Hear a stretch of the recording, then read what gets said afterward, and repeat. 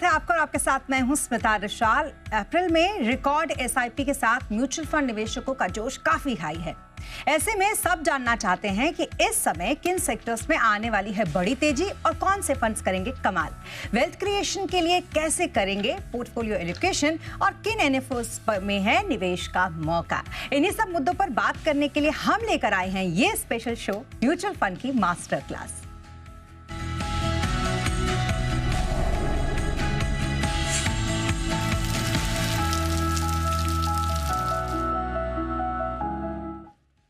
तो mutual fund के जरिए वेल्थ क्रिएशन के गुरु मंत्र बताने के लिए हमारे साथ हैं जी बिजनेस के managing editor Anil Singhvi. Anil sir, बहुत स्वागत है आपका and thank you so much हमारे साथ इस शो पर दर्शकों को गाइड करने के लिए। सबसे पहले तो ये बताइए, मार्केट में वॉलेटिलिटी हमने देखी, उतार चढ़ाव देखा, लेकिन इन सब के बीच में निवेशकों का भरोसा जो एसआईपी से निवेश करते हैं, काफी जोश हाई दिख रहा है सर। बिल्कुल, म्यूचुअल फंड इंडस्ट्री के लिए तो बहुत ही गोल्डन समय चल रहा है। लगातार पैसे आ रहे हैं। इंडस्ट्री का AUM 70 लाख करोड़ के पार पहुंच चुका है। जो खास तौर से अप्रैल के महीने के आंकड़े आए एसआईपी के, वो बहुत मजबूत है। पहली बार हम 26,000 करोड़ के पार पहुंचे हैं।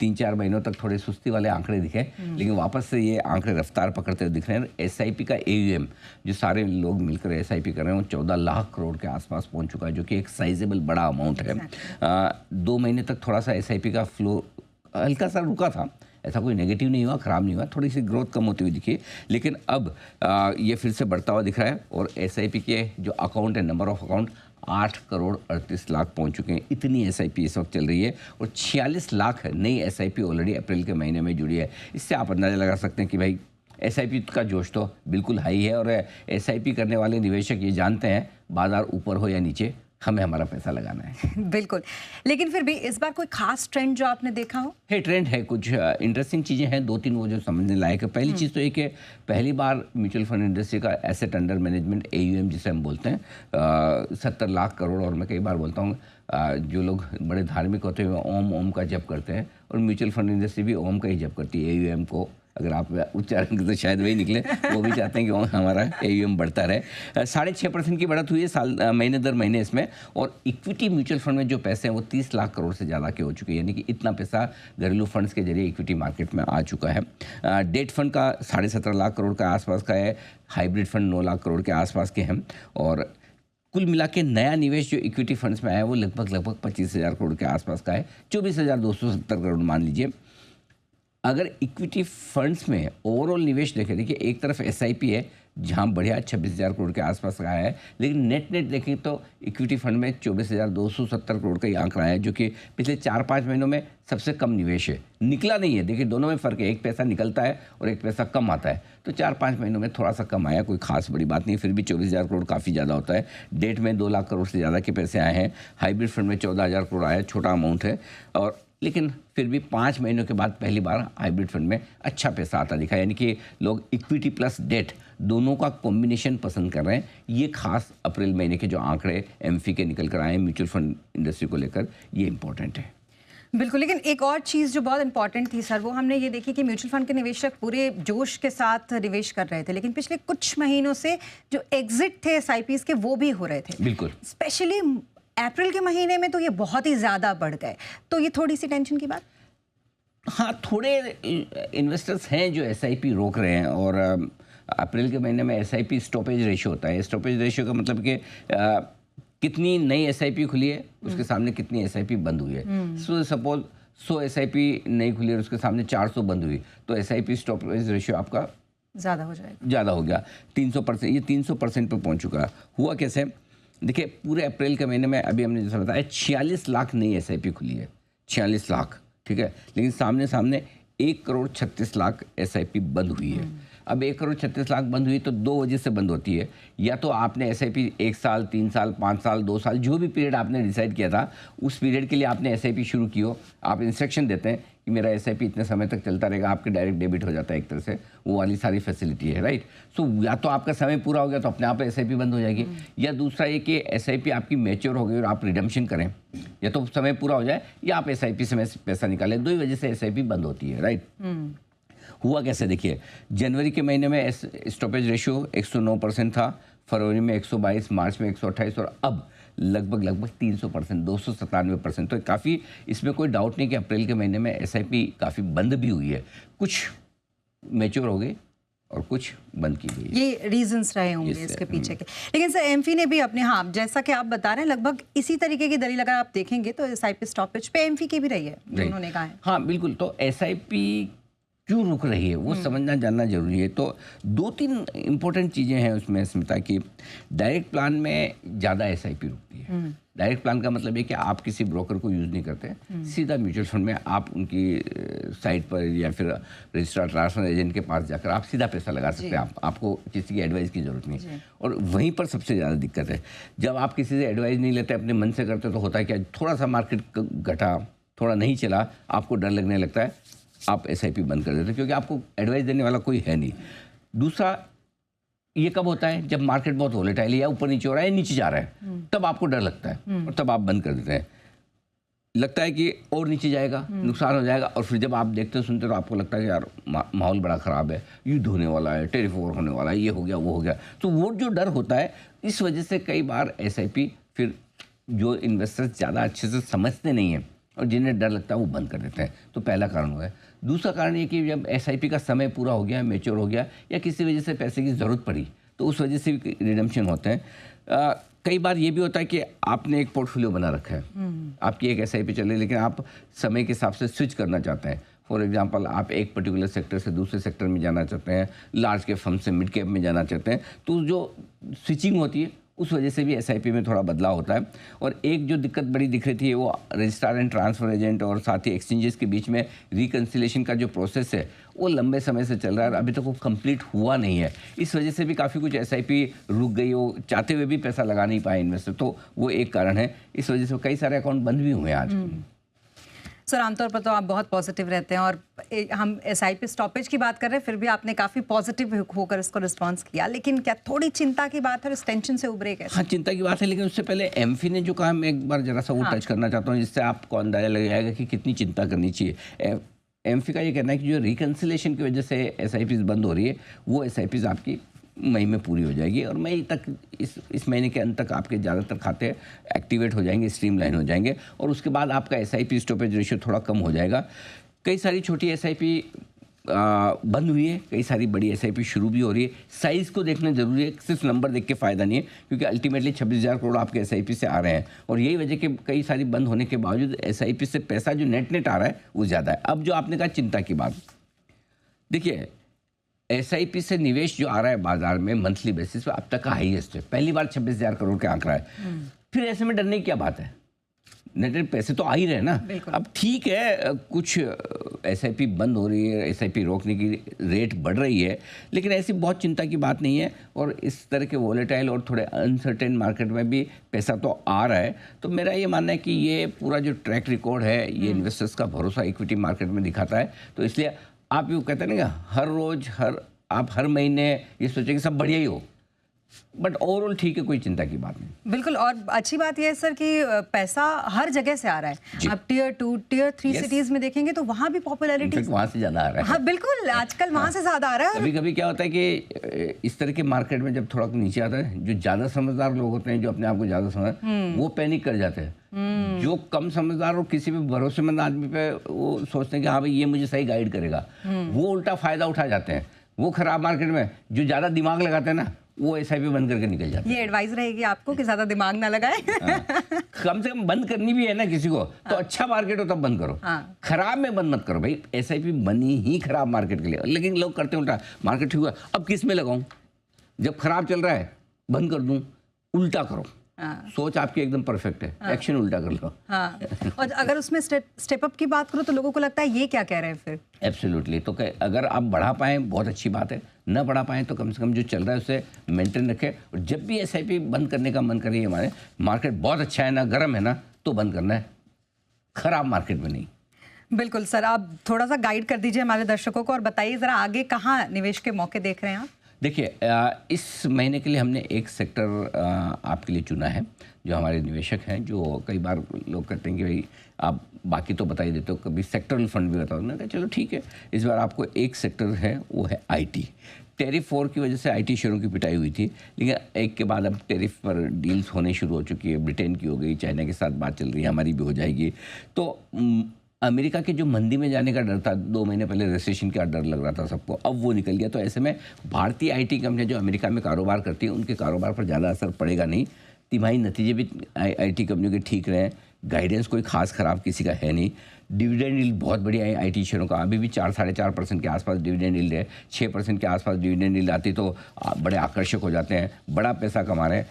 ऐसे में बेस्ट है कि आप आईटी म्यूचुअल फंड्स में आप एसआईपी करें, मंथली एसआईपी कर लीजिए। 1 से 3 साल के व्यू से आप आईटी म्यूचुअल फंड में एसआईपी कीजिए। इसमें एक बड़ा फ़ायदा और है स्मिता, वो ये कि जब आप आईटी फंड में एसआईपी करते हैं तो आपको 2 तरह का एक्सपोजर और मिलता है। एक तो आईटी कंपनियां तो जो है वहीं हैं, कई सारे डिजिटल फंड हैं, उसमें आईटी और डिजिटल फंड, उनमें न्यू एज ई कॉमर्स कंपनियां भी है, कोई डिलीवरी हो गया, कोई जोमेटो हो गया, कोई स्विगी टाइप के, तो आपको एक बड़ा बुके वो मिल जाता है जो हाई ग्रोथ वाली कंपनियां। दूसरा, कुछ फंड ऐसे हैं जिन्होंने विदेशी आईटी स्टॉक्स में भी पैसा डाल रखा है, तो ग्लोबल लेवल पर भी अगर आपको माइक्रोसॉफ्ट चाहिए, गूगल चाहिए, तो वो आपको एक्सपोजर मिल जाता है। तो ये फ़ायदा। और कौन से फंड मुझे पसंद है आईटी स्पेस में, 3 फंड मैं आपको सजेस्ट करता हूँ। आप चाहे तो तीनों में एसआईपी करें या आप अपनी पसंद से चुन लें। SBI technology opportunities fund, Tata digital India fund और आदित्य बिरला सन लाइफ डिजिटल इंडिया फंड। इन 3 में आप एसआईपी करने का सोच सकते हैं। जी हाँ, तो ये है आईटी सेक्टर्स के वो फंड्स जिसमें आप एसआईपी करने का सोच सकते हैं। अनिल सर की राय। और अब वक्त हो गया है फंड ऑफ द मंथ का।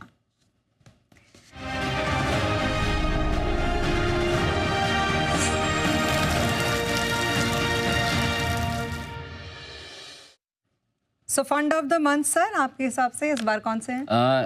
फ्लेक्सी कैप फंड सबसे पहले ये रहेगा, क्योंकि फ्लेक्सी कैप फंड की सबसे बड़ी खासियत ये कि इनमें तीनों में होता है इन्वेस्टमेंट। लार्ज कैप भी होगा, मिड कैप भी होगा, स्मॉल कैप भी होगा, राइट। लेकिन इसमें वो लिमिट फिक्स नहीं है। मल्टी कैप फंड में कैसे लिमिट फिक्स है, 25% तीनों में होना चाहिए। यहाँ पर लिमिट फिक्स नहीं, यहाँ पर फंड मैनेजर के दिमाग से काम होता है।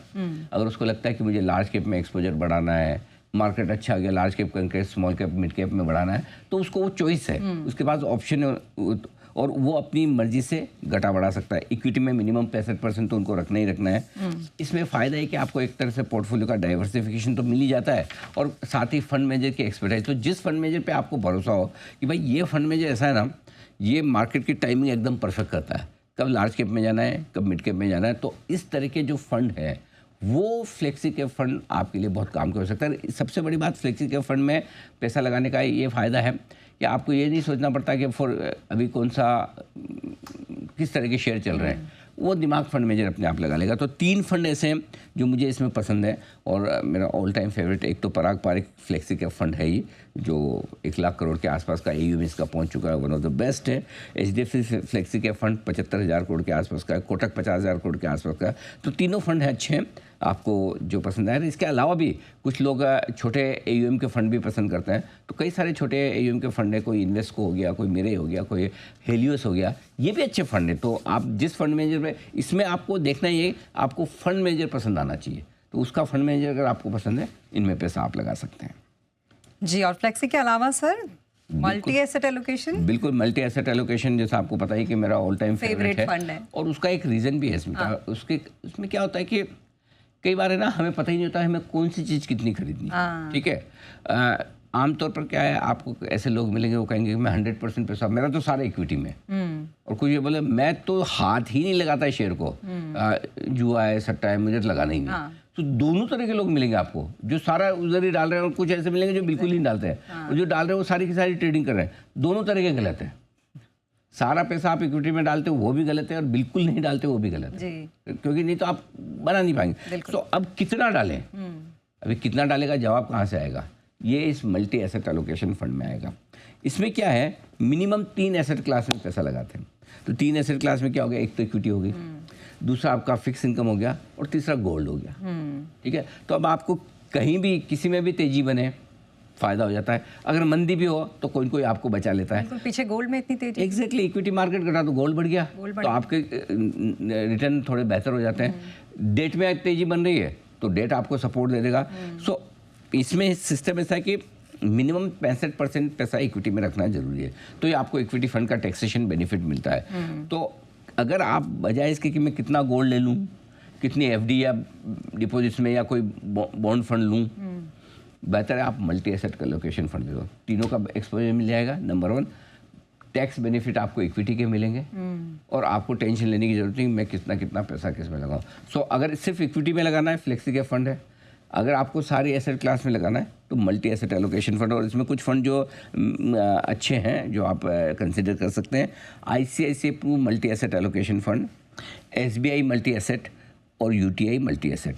अब मैं कुछ फंड आपको दे रहा हूँ, इसका मतलब नहीं कि बाकी के फंड अच्छे नहीं है ये मत समझिएगा। फंड मोर और लेस बहुत ज़्यादा फर्क नहीं है किसी भी एक फंड, वो फंड में की स्ट्रेटेजी की वजह से थोड़े रिटर्न कम ज़्यादा हो जाते हैं। सो फंड ज़्यादातर अच्छे हैं, आप अपना थोड़ा सा स्टडी कर लें। सिर्फ एक वजह से कोई भी फंड में पैसा न लगा कि पिछले 1 साल में इसने बहुत कमाई करके दी है तो ये आगे। कई बार ऐसा होता है जो पिछले 1 या 2 साल में ज़्यादा कमाई करने वाले फंड है वो अगले 1-2 साल में थोड़े ठंडे हो जाते हैं। तो आप ये देख के लगाएं, बट अदरवाइज ये कुछ फंड है जो आप कंसिडर कर सकते हैं। तो ये सजेशंस अनिल सर की तरफ से आपके लिए, और जैसा कि उन्होंने बताया उस तरीके से आप इसमें इन्वेस्ट कर सकते हैं। अब नजर डालेंगे NFO कॉर्नर्स में।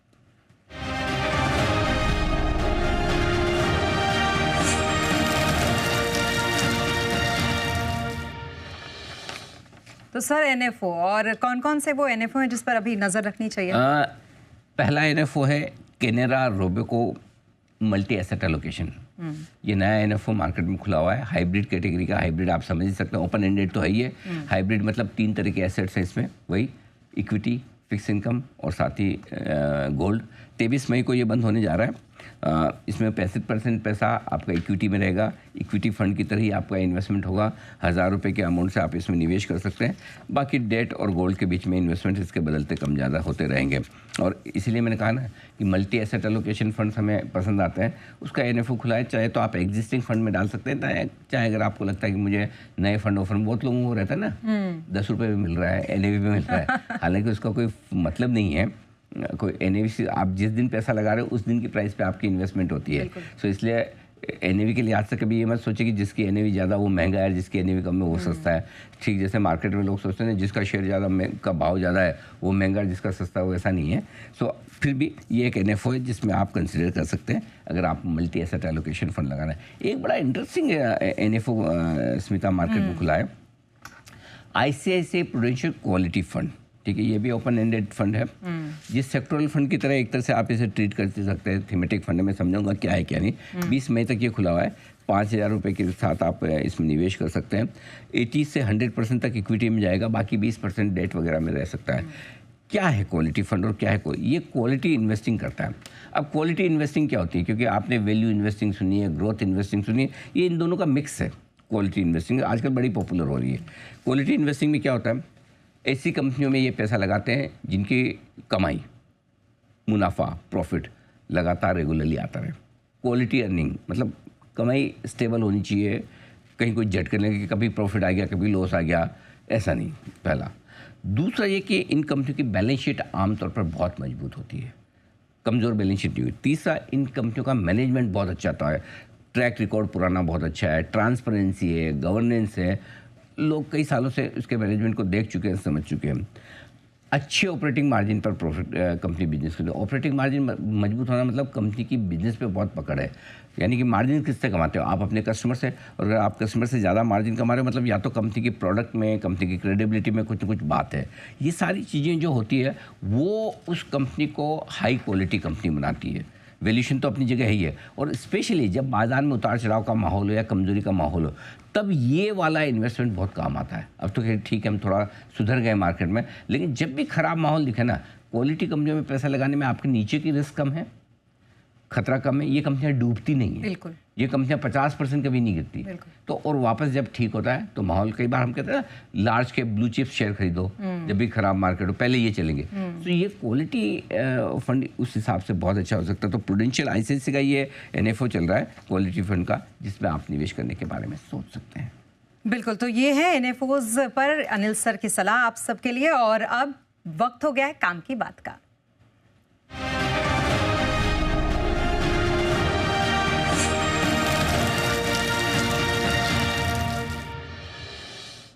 और ये सबसे इंपॉर्टेंट होता है हमारे पूरे शो में, जो हम सबसे आखिर में बात करते हैं। सर, काम की बात आपकी तरफ से। देखिए, आमतौर पर आप अपने स्पाउस को दो ही तरीके से खुश कर सकते हैं, स्पेशली ये पुरुषों के लिए। या तो आप उनको गोल्ड ज्वेलरी खरीद के दें, राइट, और अगर आपके पास ज़्यादा ताकत है तो अच्छा सा घर खरीद के दें। बिल्कुल। तो गोल्ड ज्वेलरी जो खरीद के देंगे तो उसी की है। हाँ। घर कई बार ऐसा होता है आप अपने खुद के नाम पे ले लो कि भाई मैं घर खरीदा मेरे नाम पे ये वो, लेकिन इसमें और ज़्यादा खुश करना हो तो एक काम की बात बताओ, घर आप अपनी पत्नी के नाम पे खरीदें, वो ज़्यादा फायदे का सौदा आपके लिए, दोनों से गृह शांति तो रहेगी, टैक्स बेनिफिट भी मिलेंगे। मैं बताता हूँ कैसे। देखो अब ब्याज दरों में कटौती होना शुरू हो गई, 2 बार रेट कट हो चुके हैं और ब्याज दरें घटेंगी आगे चलते हुए भी। और अगर इस ब्याज दरों की कटौती का फ़ायदा और टैक्स छूट का फ़ायदा आप उठाना चाहते हैं तो आपके लिए बेहतर है कि आप जो भी घर खरीदने जा रहे हैं वो अपनी पत्नी के नाम पे लें। 2-3 कारण हैं। पहला तो ये कि कई सारे बैंक्स ऐसे हैं जो महिलाओं जब उनको जो लोन देते हैं उनमें वो ब्याज दर थोड़ी सी कम लेते हैं, 0.5% के आसपास की ब्याज दर का, आधा कोई 5% basis point, 10 basis point, 50 basis point, 25 basis point, आप चेक कर लें। जिस किसी भी बैंक से बात करें उनको पूछो अगर महिला के नाम पे है तो कम मिलेगा ना, वो पूछिए तो वो बोलेंगे हाँ जी 10 बेसिस पॉइंट, और 10 बेसिस पॉइंट कम नहीं होता है, 8% लग रही है, 7.9% में 20 साल के लोन में इतने पैसे बचते हैं आप सोच नहीं सकते। ये है। अब इसमें रिक्वायरमेंट क्या है कि फर्स्ट एप्लीकेंट जो होंगी ना वो महिला होना ज़रूरी है। तो तभी उनके नाम को फर्स्ट नाम माना जाएगा। अच्छा, इसमें एक फ़ायदा और है, आमतौर पर महिलाओं के नाम पे जब आप रजिस्ट्री कराते हैं तो 1% की ड्यूटी जब महाराष्ट्र में है 1%, 6% की बजाय 5% ही लगती है। अलग अलग राज्यों में अलग है, तो आपको ड्यूटी भी कम लगती है, स्टैम्प ड्यूटी आपकी बच जाती है। एक और फ़ायदा ये कि आप जॉइंट होल्डर बन जाओ पीछे, ठीक है, तो उसमें पत्नी भी खुश होगी, आप पीछे पीछे उनके हो, ठीक है। और उसमें फ़ायदा है कि जो होम लोन पर जो टैक्स बेनिफिट मिलता है दोनों 1.5 लाख तक के ले सकते हैं, ठीक है। और ब्याज पर जो टैक्स बेनिफिट मिलता है वो आप 2-2 लाख तक का दोनों ले सकते हैं। तो यही जो 1-1.5 लाख का आपका सेक्शन 80C में मिलता है, 2 लाख का 80D मिलता है, आपको डबल बेनिफिट है। बिल्कुल, दोनों ले सकते हो। और इसके अलावा वो प्रधानमंत्री आवास योजना है, CLSS स्कीम्स जो है उसमें महिलाओं को ज़्यादा छूट भी मिलती है। यानी कि अगर आप अपने बेटर हाफ के नाम पर अगर घर खरीदेंगे और आप जॉइंट होल्डर बन जाएंगे या सेकंड एप्लीकेंट बन जाएंगे तो डबल फ़ायदा है, टैक्स में छूट मिलेगी, ब्याज सस्ता मिलेगा और वाइफ भी खुश हो जाएंगी। एक तीर से 2 निशान। हमारे तो कई निशान है। हाँ, कई सारे निशान हैं। सबसे बड़ा वाला लास्ट वाला जो आपने बहुत शुक्रिया सर, हमारे साथ इस शो में इतनी अच्छे तरीके से तमाम चीज़ों को समझाने के लिए, खास करके क्वालिटी इन्वेस्टिंग जो कि काफ़ी टेक्निकल हो जाती है और लोग थोड़ा उसको कम समझते हैं, उसको समझाने के लिए बहुत शुक्रिया सर। और इसी के साथ हमारे इस स्पेशल शो म्यूचुअल फंड की मास्टर क्लास में के इस सेगमेंट में अभी के लिए बस इतना ही। आप बने रहें जी बिजनेस के साथ।